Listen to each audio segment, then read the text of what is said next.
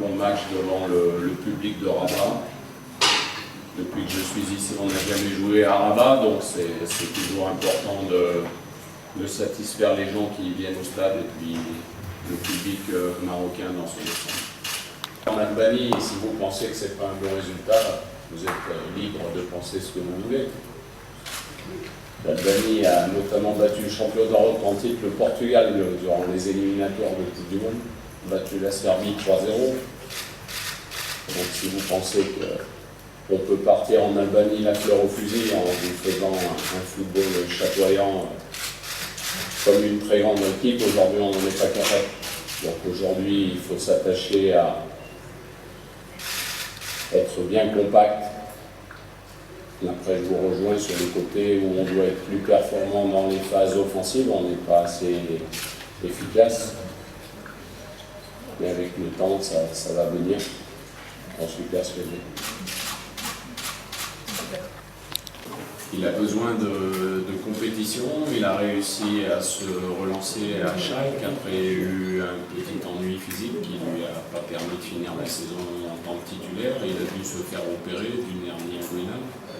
Là, il reprend l'entraînement doucement et il est dans un très bon club avec un très très bon entraîneur qui va, j'espère, lui donner sa chance et le faire encore progresser, et on en aura besoin. En ce qui concerne les autres, je pense qu'on peut être satisfait du choix de Sofiane Bouffal. Je pense que la première ligue, c'est un championnat difficile.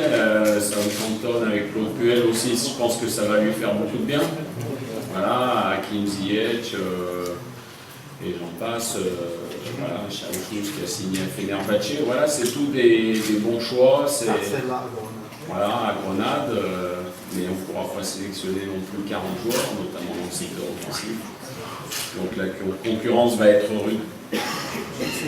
Mais on va les suivre attentivement et on est à chaque fois fiers, enfin moi en particulier, je pense vous aussi, lorsque on voit un Marocain qui brille dans son championnat.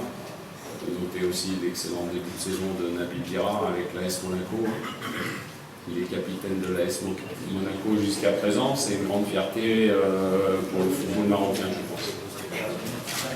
Merci. Pour suivre les joueurs qui sont les joueurs habitués à cette sélection, qui sont les cadres de cette sélection, pour voir si tout va bien au niveau athlétique, au niveau de leur temps de jeu déjà, parce que ça va être difficile de jouer les qualifications Coupe du Monde avec beaucoup de joueurs qui n'ont pas de temps de jeu, donc ça sera la première chose à respecter pour être performant. Et puis après,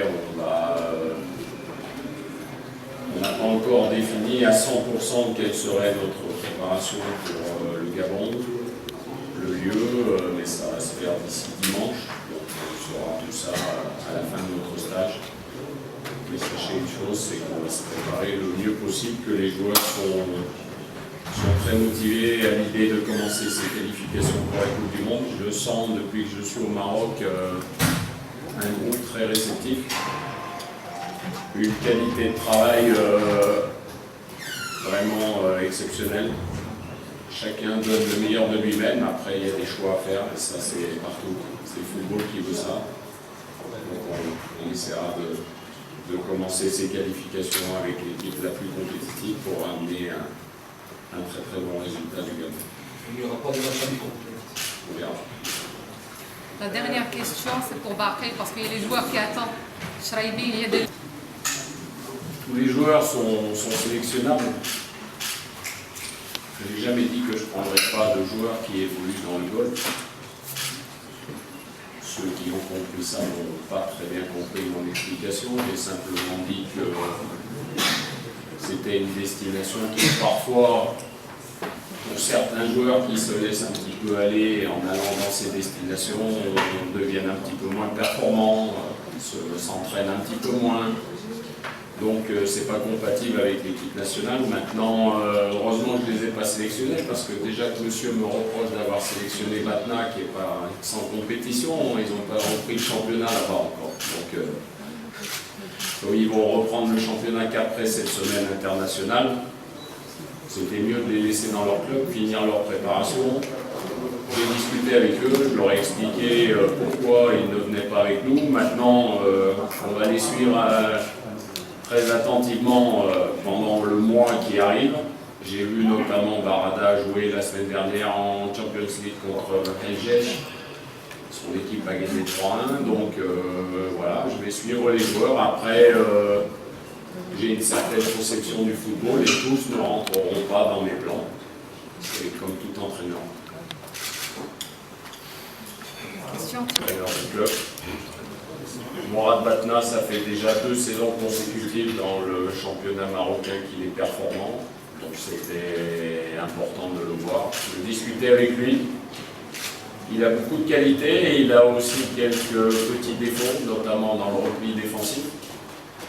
Donc quand vous laissez un joueur à la maison, c'est difficile de lui expliquer ce que vous attendez de lui et de ce qu'il doit progresser pour atteindre le niveau international. Les joueurs d'expérience, j'en ai beaucoup. Et des joueurs de grande qualité. Et quand on veut faire un travail en profondeur et pour se projeter dans l'avenir, il faut aussi essayer des jeunes joueurs parce que c'est pas le jour où on joue contre la Côte d'Ivoire qu'on essaye un jeune joueur. Et vous savez, le meilleur exemple que je puisse vous donner lors de mon passage en Côte d'Ivoire, c'est Eric Bailly. Quand je l'ai sélectionné, personne ne le connaissait, personne ne savait qui il était. Je pense que vous savez où il a signé cet été, à Manchester United. Donc voilà, le football peut aller très vite, il y a des jeunes de grande qualité. L'âge, pour moi, ce n'est pas le critère majeur. On peut être jeune et bon. Et quand on est bon, eh ben, il faut jouer. C'est un match avant tout officiel, donc c'est un match qu'il faut bien négocier. Déjà pour terminer ces qualifications de la plus belle des façons. Se montrer efficace le plus rapidement dans la partie, ça serait une bonne chose, parce que contre des adversaires de ce type, c'est toujours qui jouent certainement assez bas, regroupés devant leur but, il faut trouver la faille assez rapidement pour pouvoir se libérer un peu plus. Donc voilà, c'est... Vous savez, quand on est entraîneur, on répète toujours aux joueurs attention de ne pas mépriser l'adversaire, de le respecter à sa juste valeur et de respecter le football. Parce que quand on est parti dans sa tête psychologiquement pour faire un peu n'importe quoi, ça aboutit à pas grand-chose. Donc surtout prendre ce match très au sérieux et nous mettre en confiance avant d'aller à Franceville, au Gabon, pour le match du 8 octobre.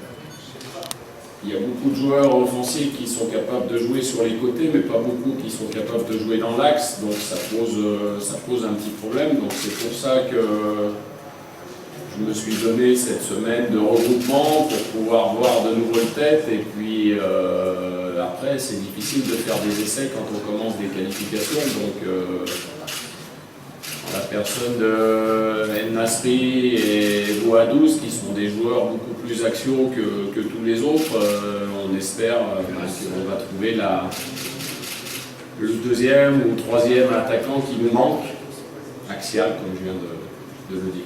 Ça fait partie malheureusement ou heureusement pour les joueurs, bien sûr, du calendrier. Je pense que si on peut dire 2 mots sur ce mercato au sujet des joueurs marocains, je pense que dans sa globalité, les joueurs ont choisi de bonnes destinations, avec pour beaucoup d'entre eux certainement une source de progression importante. Maintenant, à eux d'être titulaires dans leurs équipes respectives.